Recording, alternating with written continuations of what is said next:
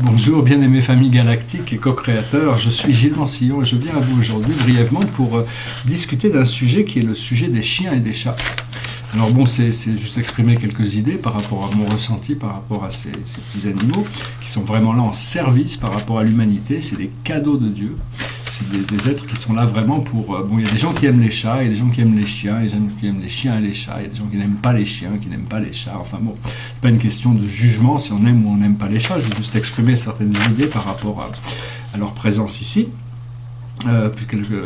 Voilà, disons que bon, tous les animaux ont des archétypes supérieurs de réalité, ils viennent tous d'une âme supérieure, et donc quand ils dorment, ils retournent à la lumière aussi comme nous. Ce sont des êtres multidimensionnels qui a priori n'ont pas de personnalité, leur personnalité n'a pas besoin de survivre au-delà de leur expérience terrestre, à moins qu'il y ait un lien d'affection profond qui soit fait avec un être humain, et à ce moment-là, cette partie de l'animal survit, et généralement, bon, à la fin de sa vie, l'animal part, mais souvent, quand la personne reprend un même animal, c'est la personnalité, le lien est maintenu, et la personnalité de l'animal, de l'ancien animal, revient s'intégrer dans le nouveau corps du nouveau chat ou du nouveau chien.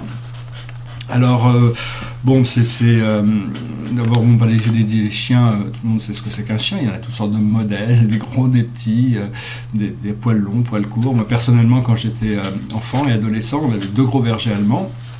Je les adorais, c'était des chiens très fugueux. Et donc je vais peut-être reprendre un jour des chiens si je suis dans une grande maison, mais bon, pour le moment, j'ai pas vraiment de nécessité. Pour le moment, j'ai un chat que j'ai hérité de ma maman qui est décédée, donc j'ai repris son chat.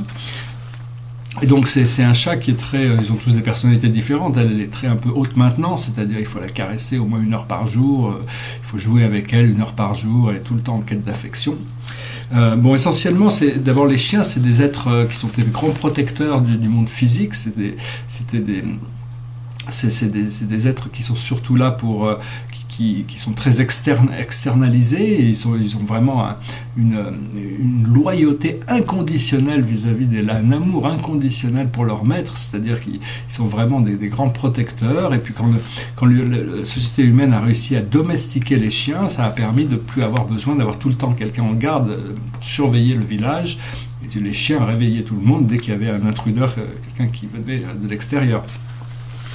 Et donc les chiens arrivent aussi, parce qu'ils ont une qualité exceptionnelle, c'est que quand ils jouent, ils arrivent à avoir des niveaux de joie extrêmes, aussi élevés que les dauphins. Bon, les dauphins étant pas vraiment des animaux, plutôt des êtres ascensionnés qui maintiennent une fréquence pour nous dans les océans.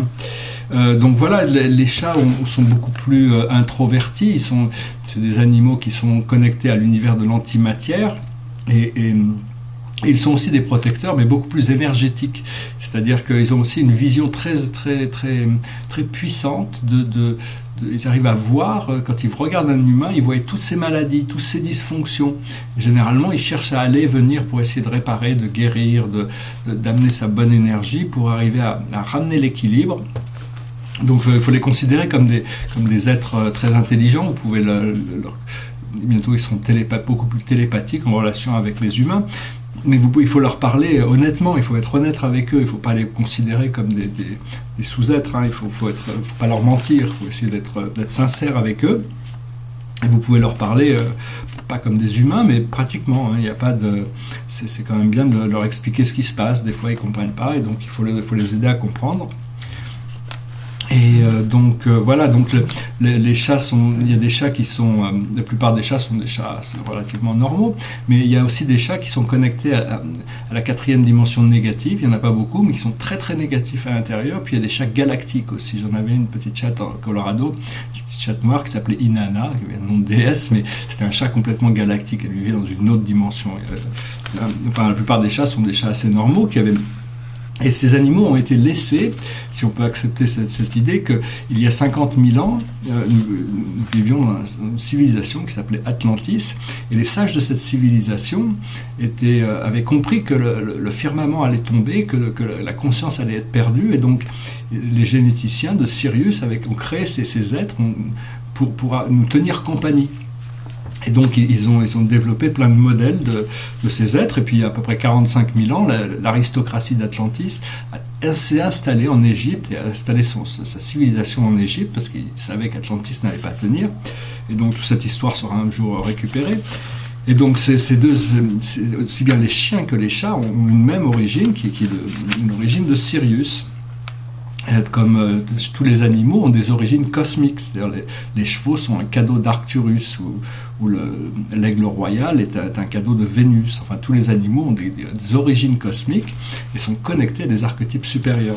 Alors, les chats ont aussi été là pour nous permettre à des êtres supérieurs de garder un lien énergétique avec cette dimension, parce que grâce à eux, ils arrivent à sentir les vibrations qui se passent ici, parce que les hautes dimensions peuvent être un petit peu... c'est un petit peu différent là-haut, et donc voilà, c'est-à-dire que il y a aussi les chats les félidés sont aussi des êtres qui sont hybridés qui sont humanoïdes, et donc il y a ce sont des sortes de versions futures de l'humanité. J'en ai rencontré plusieurs, c'est des êtres merveilleux, ce qu'on appelle les hommes chats ou les femmes chats. Ils sont très félins, hein, ils ont ils sont toujours très bons conseils. Ils font partie des conseils de lumière, et donc ils font partie des maîtres ascensionnés. Il y a aussi les êtres, les lions humains, tous ces êtres, tous ces félidés, ce sont ce qu'on appelle les pachas. Ils sont tous regroupés un petit peu sous cette appellation. Donc voilà, je voulais juste parler d'eux. Là, j'avais un chat, je voulais faire une petite démonstration, parce qu'elle adore jouer. Dès qu'on tire un fil, il y a un fil, elle court partout. Mais enfin, elle est partie, là, elle est un peu snobée, parce que j'ai dit qu'elle était un petit peu high maintenance. Donc bon, ils sont un petit peu... faut vraiment essayer de prendre soin d'eux, être gentil avec eux, parce que bon, ils sont là vraiment là pour nous servir. On pense que c'est notre animal. En réalité, si vous avez un chat ou un chien, vous êtes son humain, quoi. C'est pas... Et donc voilà, je voulais juste faire cette petite vidéo. J'espère que vous avez trouvé quelque chose d'intéressant dedans. Je vais finir par cette petite anecdote qui était assez marrante. C'était quelque chose qui avait été échangé sur Internet, mais c'est la différence de psychologie entre les chiens et les chats. C'est-à-dire que le chien regarde l'homme et il dit: l'homme, il me donne à manger, il m'aime, il me donne un toit. L'homme, ça doit vraiment être un dieu. Et puis le chat regarde l'homme et il dit: l'homme, il me donne un toit, il me donne à manger, il me donne son affection, je dois être un dieu. C'est-à-dire que bon, beaucoup plus hautain, peut-être. Mais enfin, disons, ils ont tous un service très très profond, et pour beaucoup de gens, la connexion avec leur animal, c'est vraiment une connexion essentielle qui apporte une qualité de vie qui ne pourrait pas être donné autre part, et donc c'est vraiment les autres personnes ne peuvent pas remplacer. Ils arrivent à établir des liens extrêmement profonds, et ce lien a le pouvoir de survivre une incarnation pour continuer à s'incarner avec les mêmes âmes des mêmes animaux qui nous suivent fidèlement. Voilà, j'espère que vous aurez trouvé ça intéressant. J'espère que vous pourrez profiter de vos animaux, si vous en avez. Essayez de connecter plus profondément avec eux. Ils sont là pour vous, et puis bon, au plus les temps arrivent, au plus les relations vont devenir profondes avec tout le monde animal, qui va commencer à devenir beaucoup plus interactif avec l'humanité. Je vous souhaite une excellente journée. Je vous remercie de vos partages, de votre présence, de vos commentaires, et puis si j'ai autre chose à expliquer là-dessus, je reviendrai à vous dans l'attente. Je vous dis à bientôt. Namasté.